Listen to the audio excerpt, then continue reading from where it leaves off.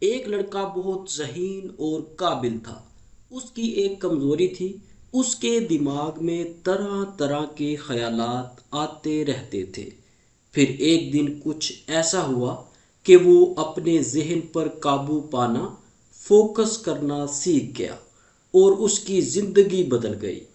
سورج کی روشنی چاہے کتنی ہی طاقتور کیوں نہ ہو، وہ بھی اس وقت تک نہیں جلا سکتی جب تک اس کا فوکس کسی ایک پوائنٹ پر نہ ہو۔ بروسلی نے کہا تھا کہ ایک چوٹی کا فائٹر ایک عام آدمی ہی ہوتا ہے، لیکن اس کا فوکس لیزر کی طرح ہوتا ہے۔ کسی گاؤں میں ایک نوجوان لڑکا رہتا تھا جس کا نام وحید تھا۔ ویسے تو وحید بڑا باصلاحیت اور ذہین لڑکا تھا، لیکن اس کا اپنا دماغ اس کے کنٹرول میں نہیں تھا۔ وہ پڑھنے کے لیے کتاب لے کر بیٹھتا تو اس کا دھیان ادھر ادھر بھٹک جاتا اور وہ اپنی توجہ کھو بیٹھتا۔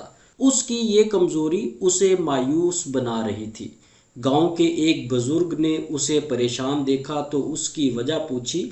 وحید نے اسے ساری بات بتا دی۔ وہ بزرگ مسکرائے اور بولے، بیٹا، ذہن پر قابو پانا واقعی ایک مشکل کام ہے۔ میں تمہیں ایک کہانی سناتا ہوں جو تمہیں اپنے دماغ کی طاقت کو سمجھنے میں مدد دے گی۔ بہت عرصہ پہلے کی بات ہے کہ ایک ماہر تیر انداز ہوا کرتا تھا جس کا نام محمد موسیٰ تھا۔ وہ اپنی غیر معمولی مہارت اور نشانے کی وجہ سے بہت مشہور تھا۔ ایک دن ایک نوجوان لڑکا موسیٰ کے پاس آیا اور اسے گزارش کی کہ وہ اسے بھی تیر اندازی سکھا دے۔ موسیٰ نے اس کی بات مان لی اور اس کی ٹریننگ شروع کر دی۔ سیکھنے سکھانے کے دوران موسیٰ نے محسوس کیا کہ لڑکا ہے تو باصلاحیت، لیکن اس کا ذہن بہت بھٹکتا ہے۔ وہ نشانے پر مکمل توجہ نہیں دے پاتا۔ یہ دیکھ کر موسیٰ نے اس لڑکے کو سبق سکھانے کی ترکیب سوچی۔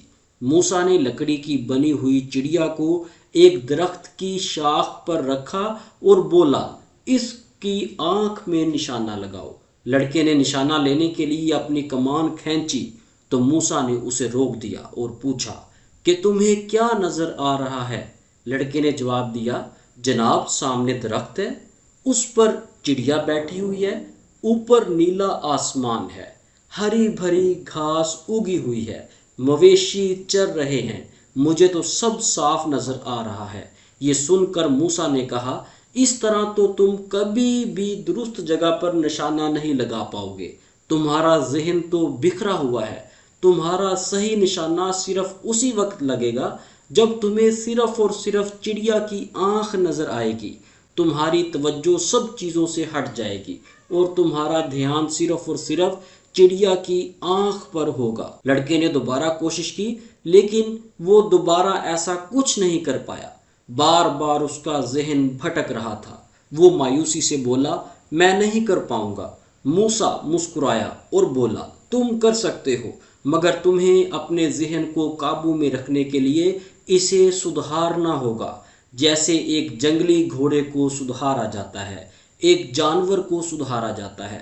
صبر کرو اور مسلسل پریکٹس کرتے رہو، ایک ہی چیز پر دھیان لگانے کی پریکٹس۔ لڑکے نے موسیٰ کی بات پر عمل کیا اور روزانہ دھیان لگانے کی پریکٹس کرنے لگا۔ آہستہ آہستہ اس کی توجہ بہتر ہوتی گئی، اپنے خیالات پر اس کا قابو بڑھنے لگا۔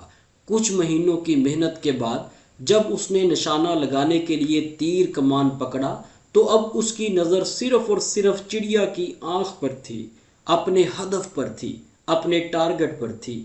باقی ہر چیز اس کی نظر سے اوجھل تھی۔ اب کی بار جب اس نے تیر چلایا تو وہ سیدھا جا کر چڑیا کی آنکھ میں لگا۔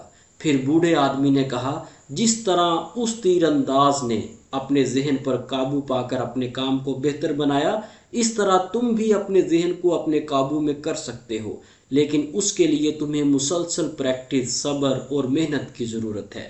تو سب سے پہلی چیز جس کی تم نے پریکٹس کرنی ہے وہ ہے مائنڈ فلنس، یعنی اپنے حال میں رہنے کی پریکٹس۔ موجودہ وقت میں رہنے کی پریکٹس کرو۔